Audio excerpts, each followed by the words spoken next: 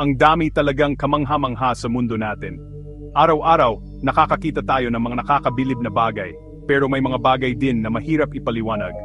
Mga misteryo na talagang nakaka-curious. Bakit kaya nangyayari ang mga to? Ano kaya ang dahilan?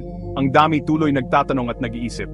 Mahilig talaga tayong mag-explore ng mga bagay na hindi pa natin alam. Tara, silipin natin ang ilan sa mga misteryong ito. Maglalakbay tayo sa iba't ibang lugar. Alamin natin ang mga kaibang pangyayari. Humanda na kayong mamangha. Isa sa mga misteryosong lugar sa mundo ang Bermuda Triangle. Matatagpuan ito sa North Atlantic Ocean. Maraming barko at eroplano na ang nawala dito. Naglaho na lang na parang bula. Walang nakakaalam kung bakit. May nagsasabi na dahil daw sa malalakas na agos ng tubig. Ang iba naman, sinisisi ang magnetic fields. May nagsasabi pang ang alien ang may gawa, pero wala pa ring malinaw na sagot.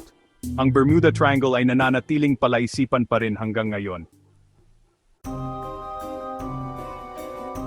Sa Peru naman, may disyerto na may mga higanteng drawing. Ito ang mga Nazca Lines. Sobrang laki nila na mula lang sa himpapawid mo makikita ng buo. May mga drawing ng hayop, halaman at iba't ibang hugis. Sino kaya ang gumawa nito? At para saan? Wala pa ring nakakasagot ng sigurado. May nagsasabi na para daw ito sa mga Diyos. Ang iba naman, iniisip na isa itong higanteng kalendaryo.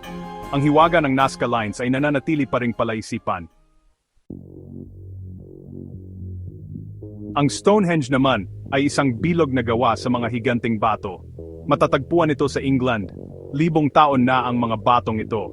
Paano kaya nilipat ng mga tao ang mga ito? At para saan kaya ito? May naniniwala na isa itong templo. Ang iba naman, sinasabing libingan ito. May ilan pang ang nagkokonekta nito sa astronomiya.